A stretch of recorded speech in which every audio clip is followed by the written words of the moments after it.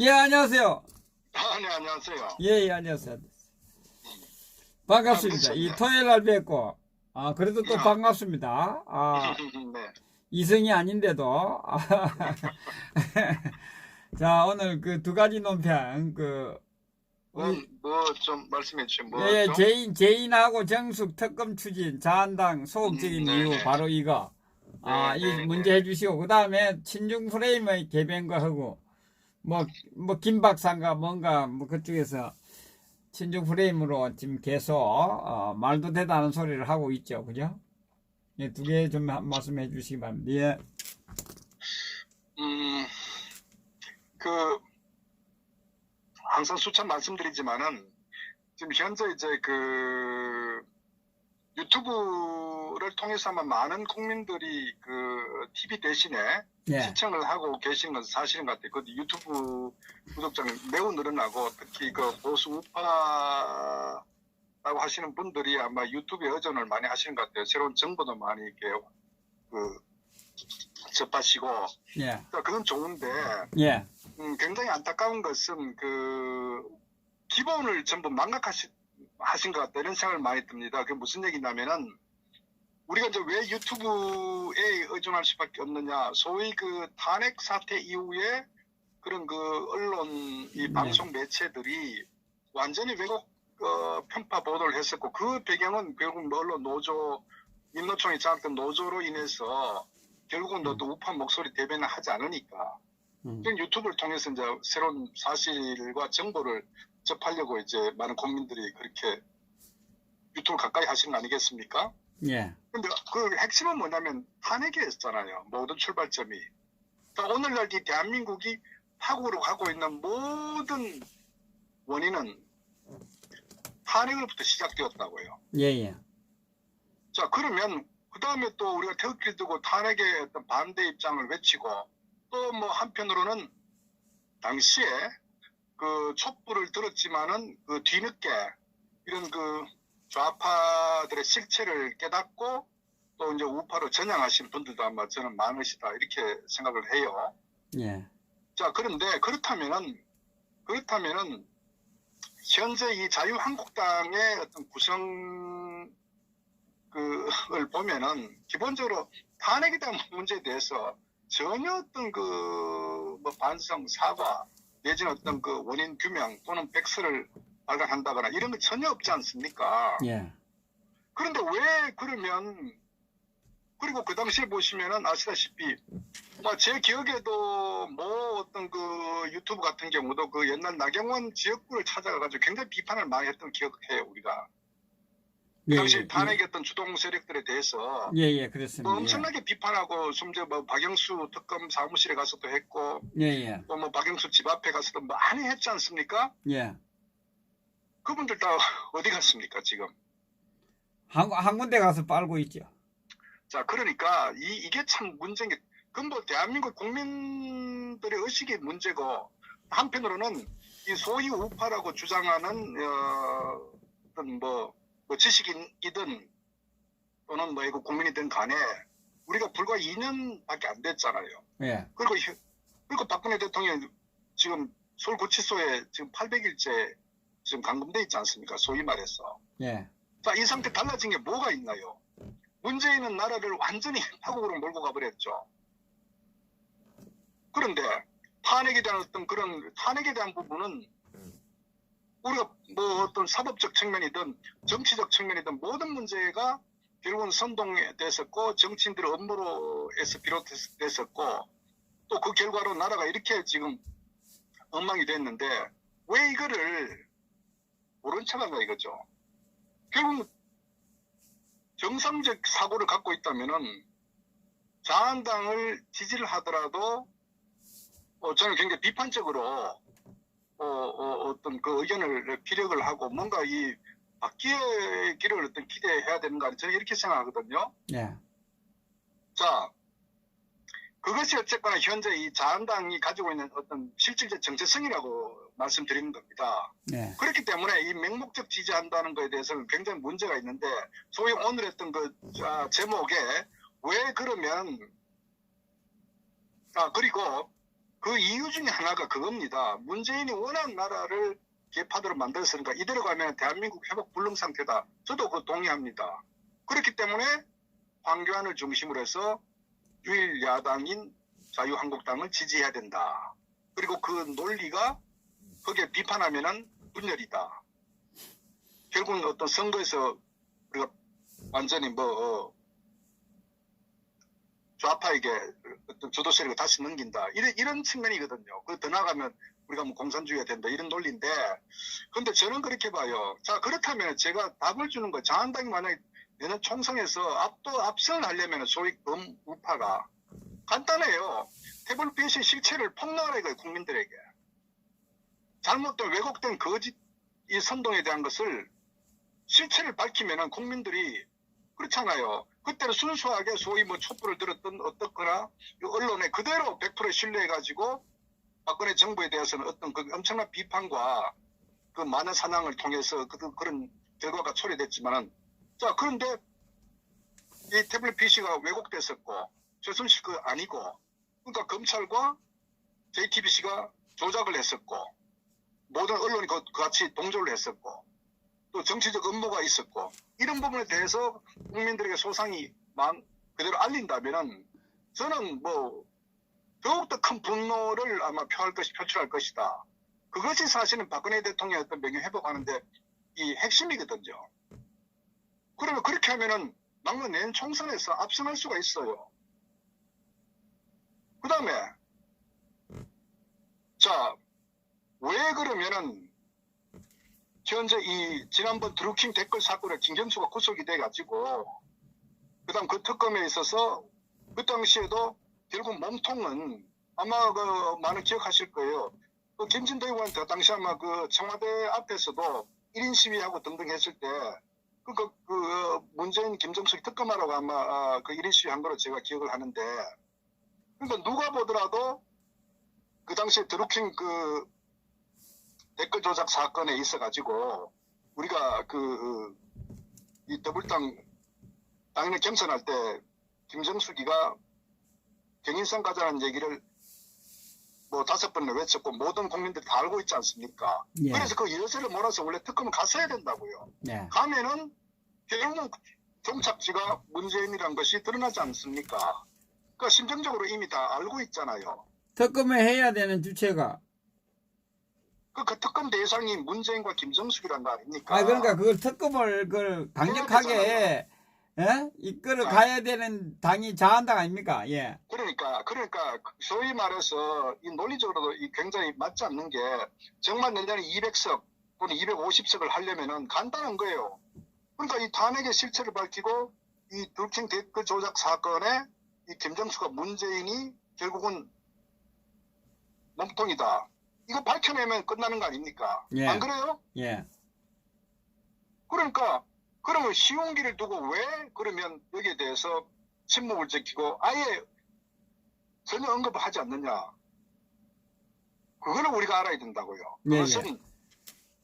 그것은 이게 바로 뭐냐면 황교안의 어떤 정체성하고도 관계되고 자한당의 현재 세력 구조를 우리가 단적으로 우리가 인식할 수 있는 부분이 결국은 이 드루킹 댓글 조작 사건의 실체를 밝히게 되면은 그 뿌리가 결국은 2016년도 9월부터 더 나아가서 2016년 6월부터 이렇게 연결된다고요. 탄핵하고 연계된다고요. 예. 그러니까 이 부분들이 그 문재인 좌파 정권의 정통성 자체가 무너져버리고 이 탄핵과 연계성에 대해서 그게 드러나게 되면 결국은 현재 자한당 내의 어떤 세력 분포에 소위 탄핵 주동 세력들이 주류를 형성하고 있는 이 부분이 전부 다 같이 드러나니까 그러니까 문재인도 죽지만 자한당 내 탄핵 주동 세력들도 돌이킬 수 없는 정치적 타격을 입기 때문에 이들을 함께 묻어버리는 거예요.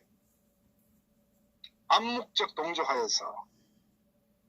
그러니까 이들이 겁을 내는 거는 문재인 김정숙 특검을 하게 되면은 탄핵의 꼬리가 밟히니까 그래서 이들이 그걸 덮는 거예요. 그러니까 저는 어떻게 보면은 문재인 좌파 정권이 끌어내리고 내년 총선에서 압승을 하고자 하는 전략 다른 거 없어요. 그 원칙적이고 그 두 가지만 주장하면은 간단하게 총선에서 압승을 할 수 있단 말이에요. 그렇지 않습니까? 예. 그런데 안 하는 게 바로 제가 말씀드린 대로 그들은 자기들 스스로가 탄핵의 어떤 그 정당의 어떤 끝까지 밀고 나가야 돼. 그래야 정치적 생명을 연장할 수 있단 말이에요. 저는 그것이 바로 한편으로 보면 황교안 씨도 본인이 탄핵의 암묵적 동조, 뭐 김평우 변호사가 뭐 얘기한 것도 이미 알고 있지만은, 그러니까 저는 황교안 씨나 김무성이나 유승민이나 검찰이나 이 모든 그룹들이 결국은 한 통속이다는 것을 저는 간접적으로 증명하는 거 아니냐. 그러니까 탄핵, 이 문재인 김정숙 특검 부분에 대해서 발의하지 않는, 저는 그 이유다는 거 봅니다. 그래서 이런 부분에 대해서 우리 애국 국민들은 그걸 정확히 좀 아셔야 된다.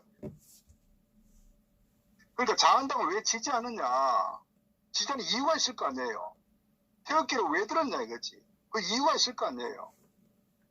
그런데 그걸 전부 망각해버리고 무시해버리고, 지난 과거니까 왜 떠드느냐. 한때 태극기 들었더니, 한때 정말 유튜브 들고 나경원이 지구당 지역구 앞에서 그렇게 거품 물고 비판하더니 지금은 반대 입장에 있어서 나경원이 잘한다고 박수치고, 이게 잘못됐잖아요. 그래서 한편 대한민국의 냄비 근성이라는 이유가 이게 심각한 거예요. 잘못된 부분에 대해서는 분명히 실체를 밝혀가고 두 번 다시 그런 일이 없도록 해야 되거든. 그래야 정치권이 바뀌고 자유한국당 소위 정치 세력들이, 저런 기회주의 정치 세력들 두 번 다시 정치 바닥에 발을 들여놓지 못한 그런 상황을 만들어가는데, 거기에 역할을 누가 해야 되느냐. 그건 국민하고 우파 애국 국민들 해야 되는 거예요. 그런데 상황이 그럼에도 불구하고 자유한국당의 어떤 정치 세력들의 어떤 그 실체, 의도, 현 주소가 그러함에도 불구하고, 그럼에도 불구하고 자한당을 지지해야 된다. 이런 저는 굉장히 그 논리의 어떤 모순이다. 저는 이렇게 보는 거 지지하는 부분에서. 그거는 뭐 그 정치꾼들의 그 어떤 꼬임 프레임에 넘어간 거 아니겠습니까? 그렇죠. 그러니까 정치인들 그것을 이용했었고, 그게 또 이 우파, 소위 우파 국민들은 그 속아 넘어가고, 그게 또 선동하는 그 기회주의 또 이익을 보자 하는 그런 또 세력들이 또 선동하고, 이것이 어떻게 보면은 사실 우파가 가장 경계해야 되고, 우파가 버려야 될, 바로 아주 그 가장 취약한 부분이라고요. 그런데 그걸 그대로 계속 써먹고 있고, 그대로 거기에 먹혀 들어가고 있다는 얘기죠. 소위 말해 이현주 같은 경우도 그 더불당에 있으면서 탄핵에 대해서 누구보다도 페이스북을 통해 본인이 굉장히 비판했던 사람이라고. 예, 그런데 이현주가 본인이 잘 알 거예요. 자기 잘못했다는 거죠. 그러나 공식적으로 탄핵이 잘못됐다는 거 한 번도 얘기하지 않아서 애둘러가지고, 사과는 직접 못하겠고 애둘러가지고 하는 둥 마는 둥 하죠. 예. 그러니까 해는 건지 안 한 건지. 문재인을 강하게 비판한다고. 문재인 강하게 비판함으로써 자신의 과거 탄핵에 굉장히 어떤 그 정말 악랄하게 어떤 그 뱉었던 말을 스스로가 그를 희석시키려고 한다고요. 물타기 술수라고요. 하지. 물타기. 근데 거기에 또 태극기를 들었던 국민들은 이현주를 굉장히 또 환호를 한다고요. 이게 웃기는 얘기하죠. 금방 나경원이 넘어가죠. 그렇게 비판하더니, 금방 넘어가죠. 그 나경원이 비판하더니 나경원이가 국회 원내대표 연설에서 문재인을 비판하니까 또 과거는 잊어버리고 또 나경원을 굉장히 아주 뭐 우파였던 그 여전사처럼 이렇게 또 떠받들고. 비판했습니까? 정광훈 목사. 비판 안 했잖아요. 비판했으면 어디 단어 한마디에 넘어갔죠. 정광훈 목사 같은 경우는 보십시오. 지난번에 정광훈 그 양반도 저는 그 정상적 목사 아니라고 봅니다. 개인적으로는. 지금 한기총 그 의장이죠. 근데 네. 이 양반도 지난번에 결국은 우파 내에서 반문 연대한다고 지금 그 당시에 조갑재, 정규재, 윤상년, 뭐 홍문종, 김무성 등등 한 뭐 대성을 모여가지고 소위 반문 연대, 그것도 보면은 김무성 저 탄핵 주동 세력들의 어떤 정치적 프레임, 소위 말해서 어떤 탄핵을 덮고 자기 나름대로 정치적 생존을 위해서 어쨌거나 우파 결집해가지고 반문을 하는 이런 정치 술수 프레임으로 몰고 가고자 하는데, 정광훈이가 앞장선 사람 아닙니까? 그리고 네. 정광훈 씨 자기 그 교회에서 김무성이 불러가지고 탄핵의 주역은 김무성이 아니고 마치 뭐 김진태가 그 당시에 뭐 그랬다는 이런 식으로 궤변을 늘어놓으면서 그리고 그 당시에 그 광화문에서 첫 태극기를 이용해가지고 마치 탄핵 반대하는 것처럼 하면서 실체는 김무성과 한몸이 돼가지고 박 대통령 비판하고 이런 사람이 한기총 회장이 되고 이제 하는 논리가 뭡니까? 문재인 하야 주장한다고. 하야 주장하니까 사람들도 거품처럼 또 물개박수 치는 거예요. 이러니까 그 정치 세력들, 소위 기회주의 세력들이 국민들을 졸로 보는 거예요. 그러니까 저들은 이 국민들의 속성을 너무나 잘 알고 있기 때문에 그거를 이용을 하거든.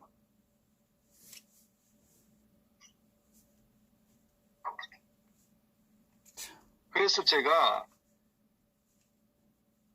현재 국민들 정신을 차려야 된다고. 그 정신을. 그러니까 이러면은 항상 정치인들 노예가 된다고요. 두 번 다시 그런 우를 범하지 말아야 된다고요. 그러니까 저 자한당은 정치인들 전혀 변한 게 없다고요. 전혀. 아니, 변하지 않죠. 지금 배지가 달려 있잖아요. 그대로 유지되고 있기 때문에. 그러니까 저는 정치인들은 변하지 않고 변하지도 않을 것이다. 그렇기 때문에 국민이 정신 차려야 된다는 얘기입니다. 배지 떼만 이제 그때 변하죠. 배지 떼지만 그때 막 죽기 살기로. 예. 정치인들에게 책임을 물을 게 아니라 우리 국민들이 정신 차려야 돼요. 소위 국민들이 비판하고 생각하시는 분들이 잘못된 건 강력 비판을 해야 된다고. 보수 우파 국민들이 정신 차려야죠. 아직도 정신을 못 차리고 있습니다. 정권을 뺏기는데도 보수 우파 국민들을 다 죽이겠다 그런데도 아직 정신 못 차리고 있죠.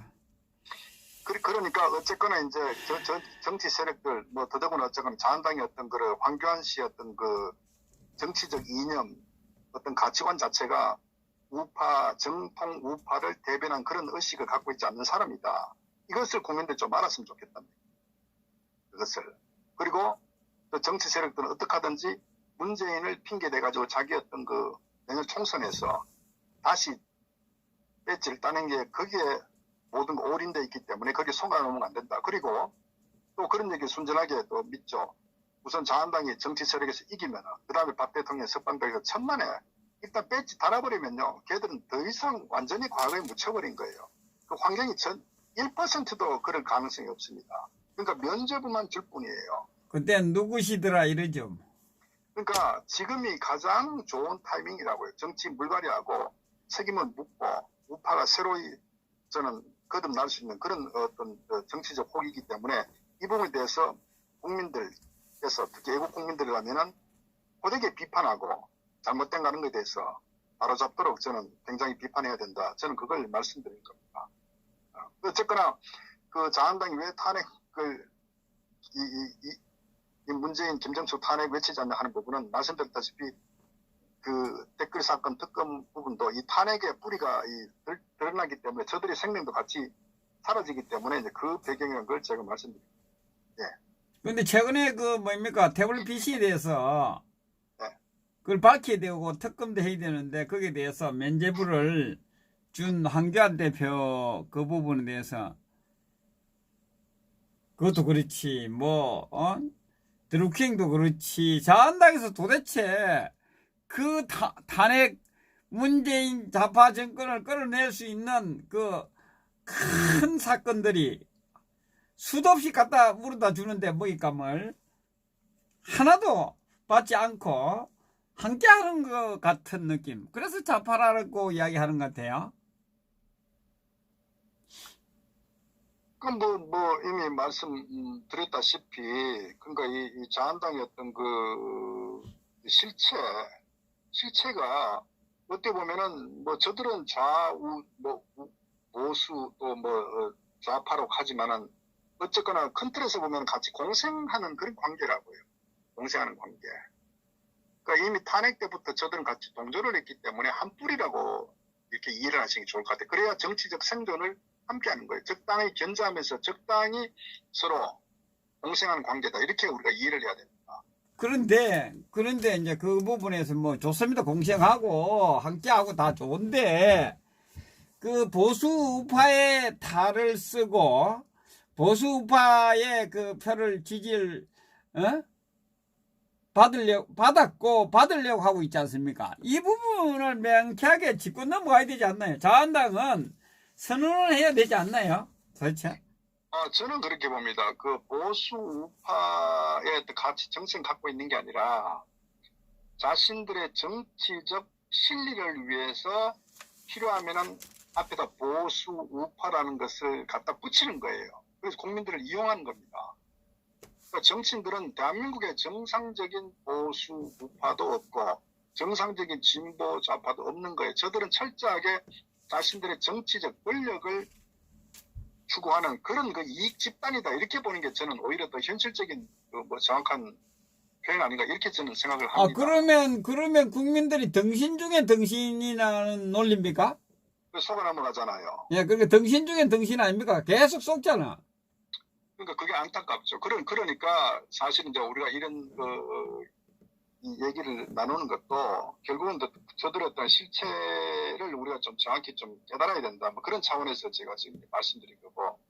어쨌거나 우리가 그 정치 세력들, 그러니까 어떤 권력을 지향하고 자신들의 어떤 사리서욕을 추구하는 이런 집단은 어떤 정상적 보수파 집단이 아니라 철저하게 어떤 그 자기 이익 집단이라는 것을 명심하고 결국 그것을 견제할 어떤 그룹은 국민밖에 없다. 이렇게 보는 거. 그래서 국민이 깨어나야 돼요. 어저께 그렇게 정말 어떤 잘못된 행위들 비판하고 하던 그런 세력들을 다시 오늘 하루가 지나가지고 갑자기 또 정말 환호를 하고 박수를 보내는 이건 뭐 잘못됐지 않습니까? 달라진 게 아무것도 없는데 최소한도 원점으로 돌려놓고 그다음 반성 후에 예를 들어서 어떤 뭐 지지한다는 그건 모르겠지만 지금은 그럴 때가 아니다 말이에요. 거기 서로 넘어가면 안 된다. 제가 좀 말씀드립니다. 그러니까 뭐 배지를 달기 위해서 배지 다는 그 이 집단 그 이상도 이하도 아니라는 거네요. 결국 뭐 아무것도 없네. 뭐 좌파 우파도 없고 뭐 아무도 없고 오직 배지 이거 달기 위한 자기들의 이익 집단. 참 한심합니다. 자, 국민들이 정말 깨어나셔야 됩니다. 우리 김동국 박사님 말씀 들어보면 이런 그 정치꾼들한테 우리는 쏟고 또 쏟고 있는 정말 이 총선 다가오는 총선은 정신 바짝 차려야 됩니다. 정말 하나하나 짚어가야 됩니다. 정말 그죠? 네. 그래 그 다음 그 주제가 예, 다음 주제입니다. 예, 친중 프레임. 예,